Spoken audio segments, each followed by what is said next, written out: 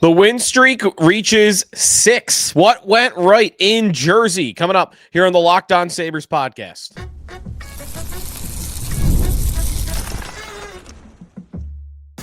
Your Locked On Sabres, your daily podcast on the Buffalo Sabres.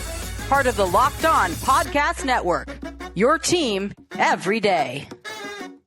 What is up, everybody? Welcome in to this Monday edition of the Locked On Sabres podcast. Thanks for making us your first listen every day. You can get us wherever you get your podcast. You can watch our show on YouTube. Be sure to like and subscribe if you do, and would like to encourage you to become a part of our Locked On Sabres Everydayer Club. You get access to our private Discord, which is always a lot of fun. You get ad-free versions of this podcast and a lot more other perks that come along with the Everydayer Club. Maybe a little, stocking stuffer. I don't know how you would put that in the stocking. You could take a screenshot, I guess, of it and put it just in a piece of paper in an envelope. But, a couple bucks a month, and you get access to the private Discord, which, again, all our listeners are in there. And we've been having a lot of fun in there the last 24 hours as the Sabres have gotten to a 6-game win streak. We'll get to it all coming up on today's show, what went right in the win. And also, we got to get to the new ads in the front office. And that is going well, it seems. But some more details on that coming up in a little bit as well here on the Locked On Sabres podcast. Today's episode is presented by FanDuel. Download the FanDuel app. You want to be right in the middle of the action this season. Visit FanDuel.com. Place your live NHL and NFL bets all season long, especially those live bets. Sneaky Joe DiBiase following a 3-1 win over the New Jersey Devils, 17-14-4. The Sabres are starting to slowly but surely climb the standings as they continue this win streak, as they are now well above Toronto, well above Columbus, and beginning to track down the likes of Pittsburgh, New York, and Ottawa, who they play next on Tuesday night. But we'll go through what we saw in Jersey, but vibes are good right now. And I do think the front office news is helping that along as well. It feels like the team is building a real hockey department, and that momentum off the ice is also happening on the ice. It could be a coincidence. The two don't have to be correlated, but I wouldn't be surprised if the group is energized by all the changes that they've seen and feel like, all right, I now work at a place that truly does care about winning. And you really might not have known that before with Kevin Adams being the GM for as long as he was. You could have very easily thought like, yeah, this team and this owner just kind of want to cash the checks and keep going and not change anything and not really pay anybody more than they need to. Just keep rolling along. But when you bring in Jarmo and you add some of the other new pieces, it's possible that has added to their little win streak here. Of course, they had won a couple in a row before even making the moves. And in this game, this was the one where the streak was most likely to end. Some of these games coming up even, like you get a couple of days rest and you go and play Ottawa. Then you get a bunch of days rest. They don't play after Tuesday until Saturday against Boston. And they don't have a back-to-back until, let me scroll down here. They don't have a back-to-back until Wednesday, Thursday, January 14th and 15th. So you escaped a back-to-back situation on the road against a good team. I think the Devils are a good team, and I think with Jack Hughes in the lineup, they're a great team. That's a team that I think is capable of going all the way to the Stanley Cup. And you were on the road, having played the night before. Hughes was back, and he looked good. I mean, he might have got a little tired in the second and third period, but he got a big goal. And you're able to win that hockey game, just kind of talking about the results here at the start, that is as good as it gets. That is not a situation where you're expected to win. By the way, you're also starting your backup goaltender. And at the moment, yes, Luukkonen is their backup goaltender to Alex Lyon. And with all of those circumstances, they win the hockey game. And special credit to the overall group's performance in the second period. That second period, I want to say, was as impressive a period as they have had all season. It might not technically be by the shots or the shot attempts. I might be able to find another period this season where instead of last night, it was 12-4, where the shots at 5-on-5 in the second period. and scoring chances were 13-4 in favor of the Sabres. There might be a period out there where they were, out shooting them 16-3. But having played the night before and having looked tired in the first period, they looked tired, they looked fatigued, hadn't gotten their legs under them. You're down 1-0. You're on the road. Maybe you're just fried from this streak. Like, this is a team that has the reputation in that situation for packing it in and saying, it's just not our night. When we have all the built-in excuses, not our night. And they came out with their hair on fire in the second period. They were not just controlling the puck. They were hitting everything that moved. It had a playoff intensity to it, the pace of that second period. They did not let the Devils breathe when they had the puck. There was always somebody right on top of them because their legs were always moving. And everybody was throwing the body around. Like, normally you'd expect your Beck Malensteins and your Josh Dunn to be doing that. But you had Zach Benson throwing a guy into the bench. You had Jack Quinn throwing his body around. That's a guy you definitely don't expect that from a lot. Ryan McLeod, I saw throw a big hit in that second period. And here's a little thing to know about Ryan McLeod. He does not deliver checks. It's not his thing. Like, he is a skater and he is a great stick checker. That's what makes him very good defensively. Hitting, he has 9 hits on the year in 35 games. He had 17 all of last year, 26 hits for the Buffalo Sabres in 114 games. He does not throw his body around, and he delivered a solid check in that second period. Everybody was in it. It was infectious, and it was throughout the entire group. And that's not the only reason that they were better, but their energy was through the roof in that second period. And they get 2 goals out of it. It could have been 4. It also could have been 1. I was really wondering about Josh Norris's goal that ties the game at 1 at the 2:26 mark early in the second period.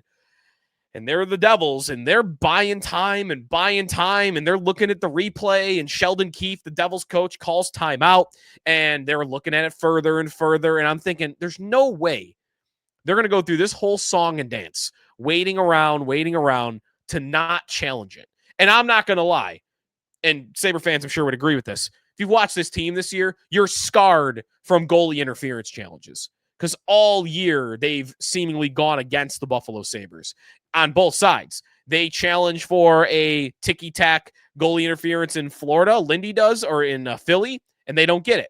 But there's one on Tage earlier in the season, and it goes against them. And there's been a couple on Benson, including the other night, and those go against you. Here, I really was wondering, watching it, man, it's little contact, but they overturn goals like that all the time. Josh Norris had just barely hit Jake Allen's pad with his stick right before he shoveled the puck out and put it into the net. And I thought they were going to use that as an excuse to say, hey, he moved his pad. He opened up his goal scoring lane for himself by moving his pad. That's illegal. No goal. Even though it was so small, the contact. Sheldon Keefe doesn't challenge it. And that surprised me a lot. And I think he made a mistake. I said this in defense of Lindy in that Philly game. I think in this league today, if you think there's any shot of goalie interference, you take the shot because they're always giving it to you. And in this game, maybe they would have. I don't know what they would have done. But it doesn't matter. They get the goal. And again, it was deserved. Because while, you can go back and forth on whether they would have called that a goal. I think it should have counted, by the way, if I need to say that. Like, I would not have overturned that, but I know how refs work. Refs might have in this league. So it could have been a 1-goal period for them, but they earned 2 or more. Again, all the chances that they had, 13-4 were the scoring chances at 5-on-5 in the second period. They absolutely deserve to have those 2 goals.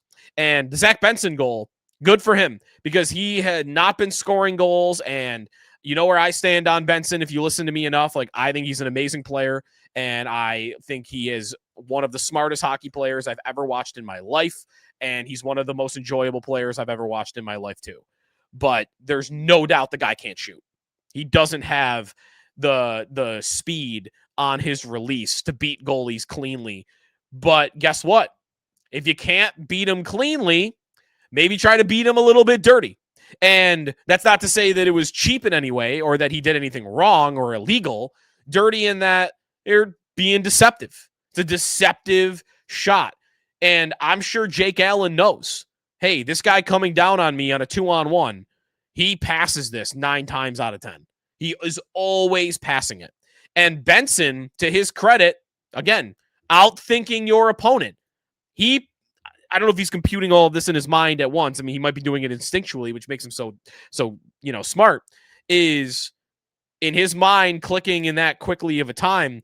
This goalie thinks I'm going to pass it. So I'm going to make a little bit of a motion to pass it and do a look off to the left to sell him on, oh yeah, I'm passing this puck, and then whip it through the 5-hole the same way Josh Norris did the other night.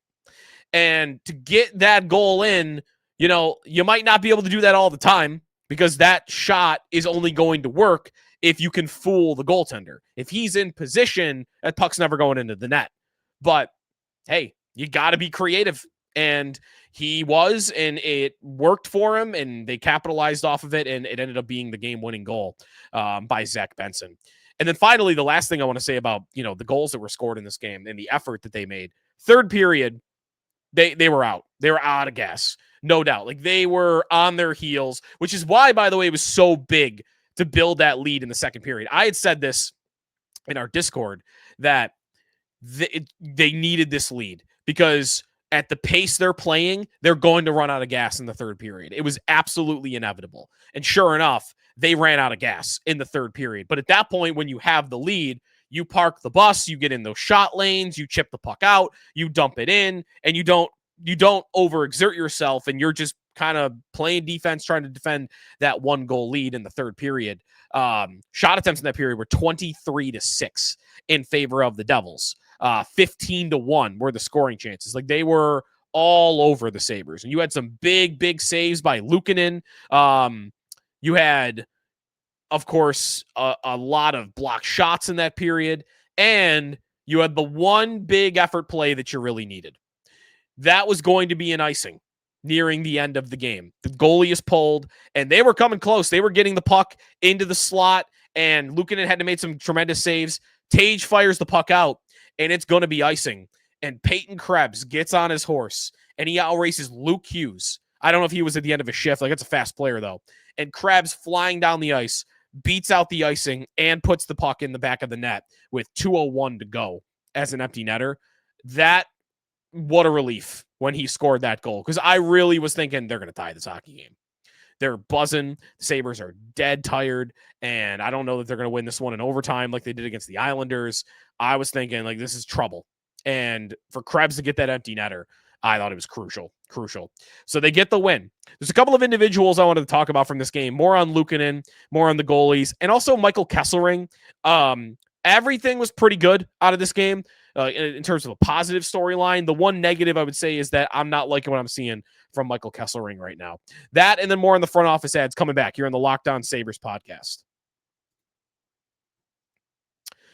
Today's episode of Locked On Sabres is presented by Gametime. Nothing like being near the ice during hockey season. Speed, hits, atmosphere, and you're getting that right now. The building was buzzing last week. It's unmatched.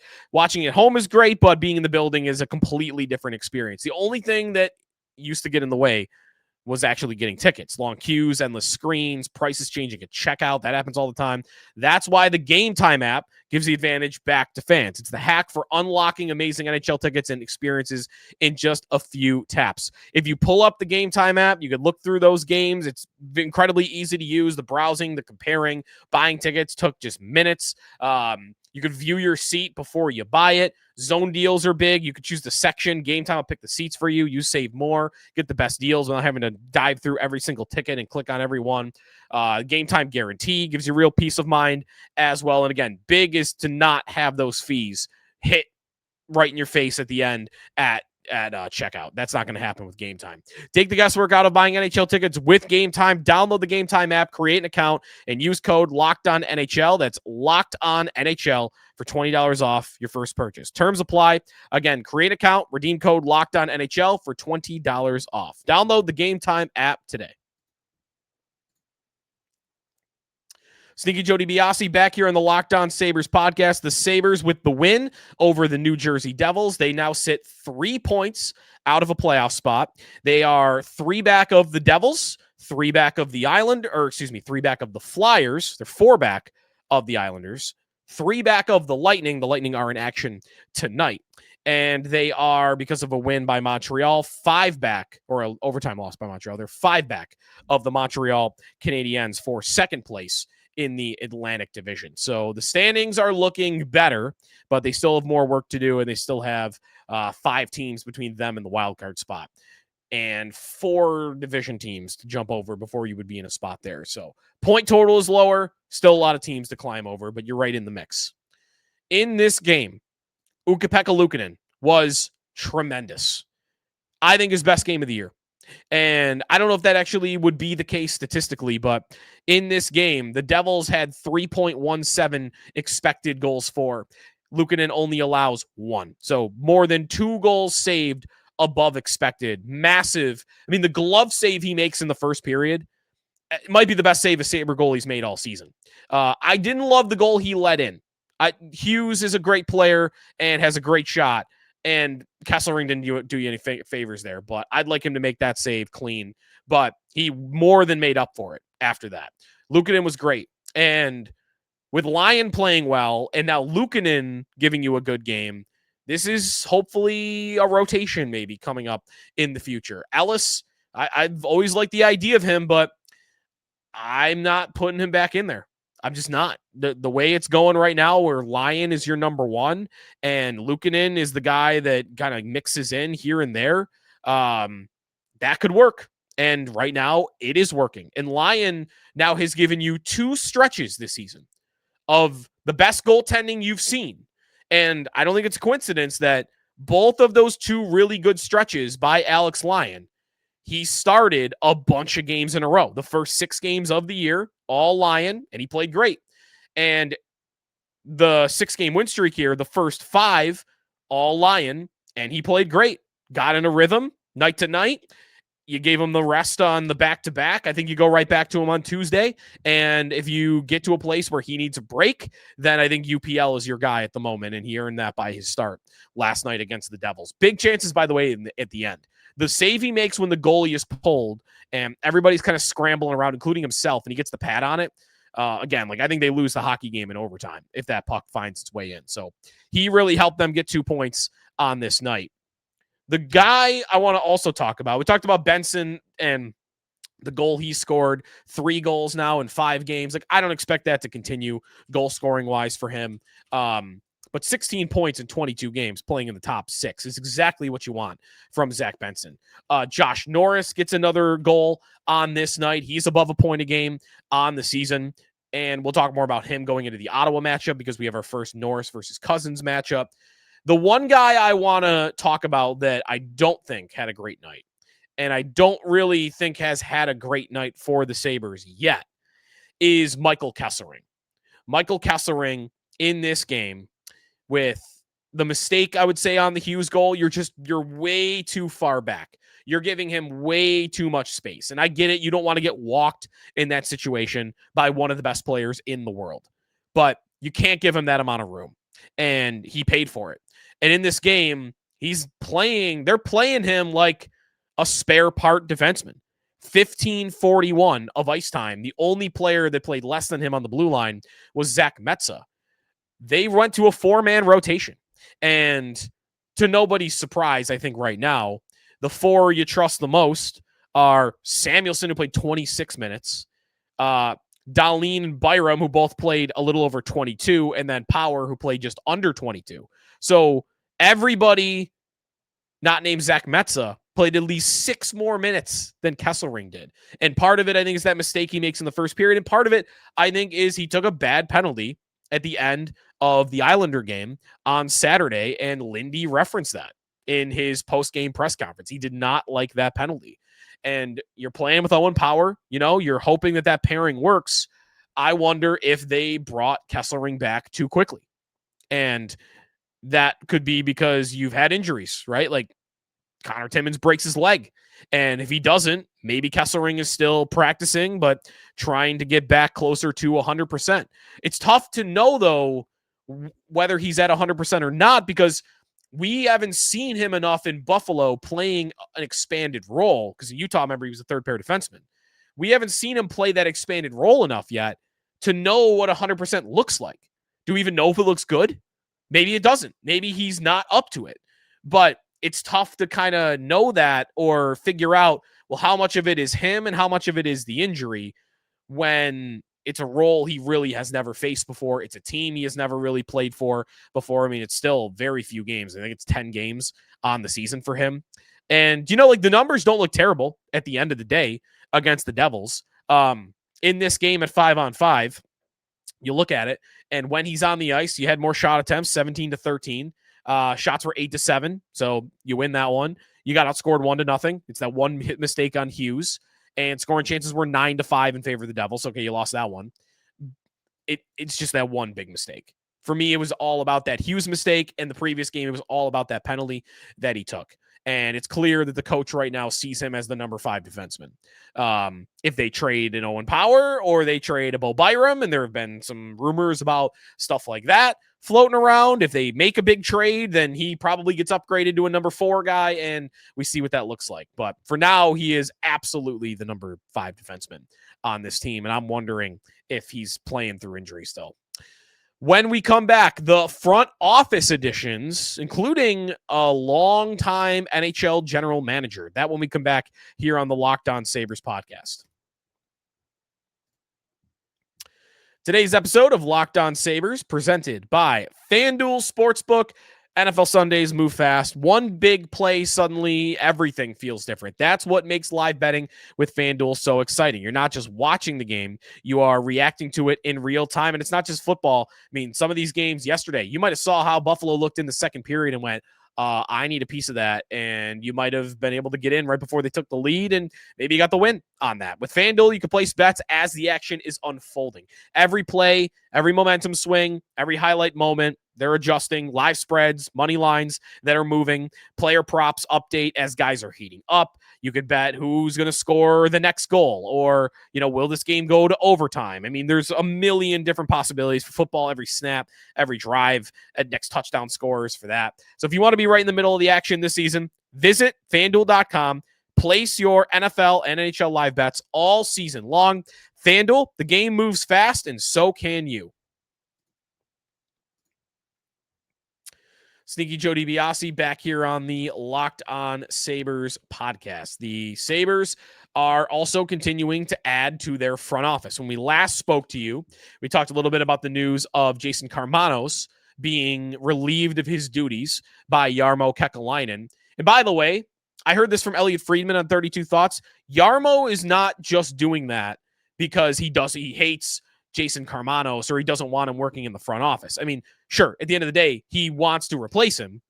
But what Friedman said is Jarmo has a reputation for being a guy that if he doesn't see you as a part of the plan, he's not going to hold you until the end of your contract. If you got a 1-year contract, like it was perceived that Karmanos did, if you keep that guy right to the very end on June 30th, and you don't plan on keeping him, it's a lot harder for him to get a job on another team if you take him right to that final day. A lot of teams have already made their moves or have already made their hires.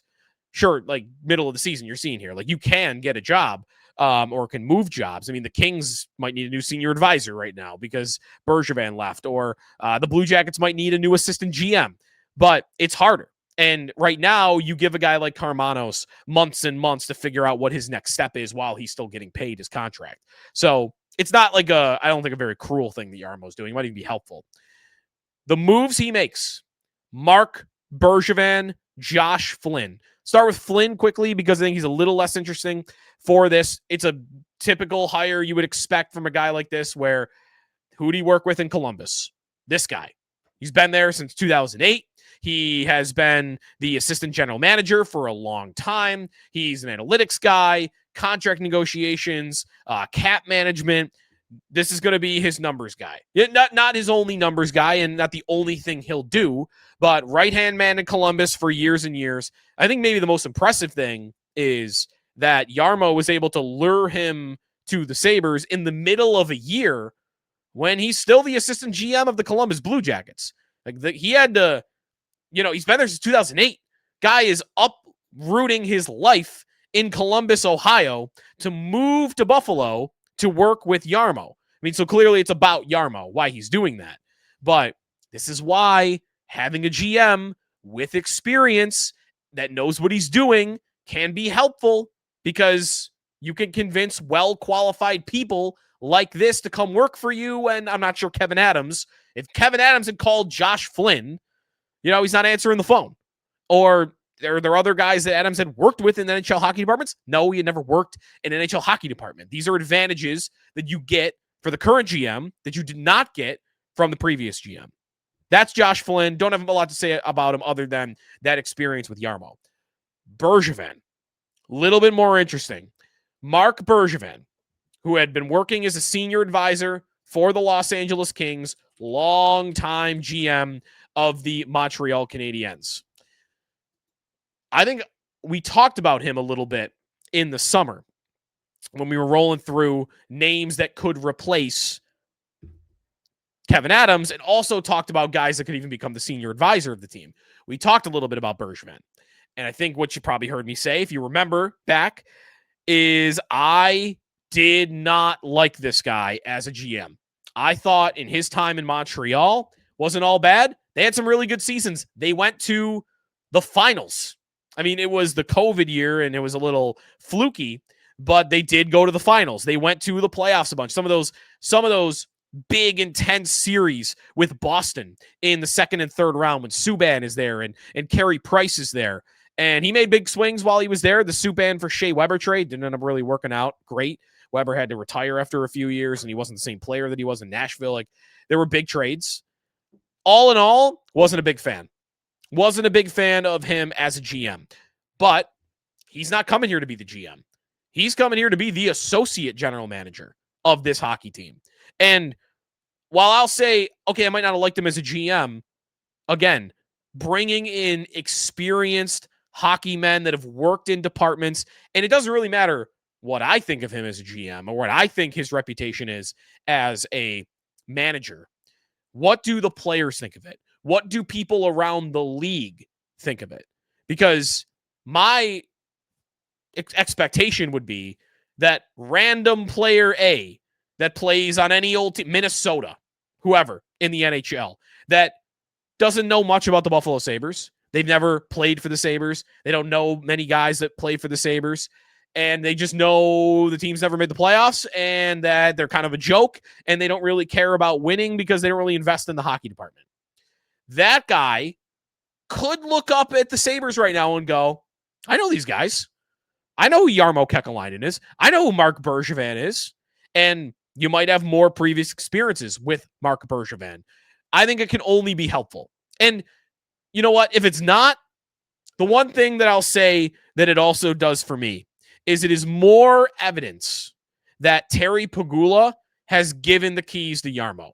This is your operation. This is your hockey department. You hire whoever you want. I'm not going to make you keep my guys and people that I've been employing, and I'm not going to care that I got to pay people to not work for me. You do your thing. Who do you think should be associate GM? Who do you think should be assistant GM? You build the hockey department in your vision. And I don't think they were hiring Marc Bergevin in the past couple of years. By the way, Marc Bergevin has a reputation for being, a little intense, sometimes maybe too intense. Maybe he's not always the easiest guy to work for. Sometimes that could be good. I don't want to call him a jerk, but, a jerk in the locker room that's willing to hey, you didn't do your job today, and getting in his face about it. Again, I don't know enough about Bergevin to know if that's 100% true. And I'm not calling him a jerk, but experienced hockey guy, intense, and GM experience in the league. I think it signals a lot of good things for the Sabres. There's only so much an associate GM is going to add, I think, to a hockey team. But in this one, I think that it's some positive things. All right. Bergevin did not have on the bingo card him joining the Buffalo Sabres in a role that is not general manager. Again, he's leaving the Kings. The Kings are, that's a consistent playoff team over the last couple of years. And he's good picking it up and moving to Buffalo and working for Jarmo. And as far as I could tell, they've never worked together. Like, this is just, I guess they've worked together on trades maybe in like, in a GM relationship, but I went back and tried to find it, and I don't see those two ever working together in a different hockey department. So anyways, Bergevin, now a part of the Buffalo Sabres front office. All right, that's going to do it for us today here on the Locked On Sabres podcast. Sabres and Senators tomorrow. We will have a full preview of that game. Ottawa's hot too, 4 in a row. And it is the first matchup between Josh Norris and Dylan Cousins with both players healthy. Assuming, cross your fingers, nothing happens between now and then. We'll talk to you tomorrow, talk about that matchup and more here on the Locked On Sabres podcast. Be sure to be a part of our Locked On Sabres Everydayers Club. LockedOnSabres.supercast.com. Get in the Discord. Get those ad-free versions of this show, and you can do it today. Again, LockedOnSabres.supercast.com. See you tomorrow on the Locked On Sabres podcast, part of the Locked On Podcast Network, your team every day, and now the #1 sports podcast network.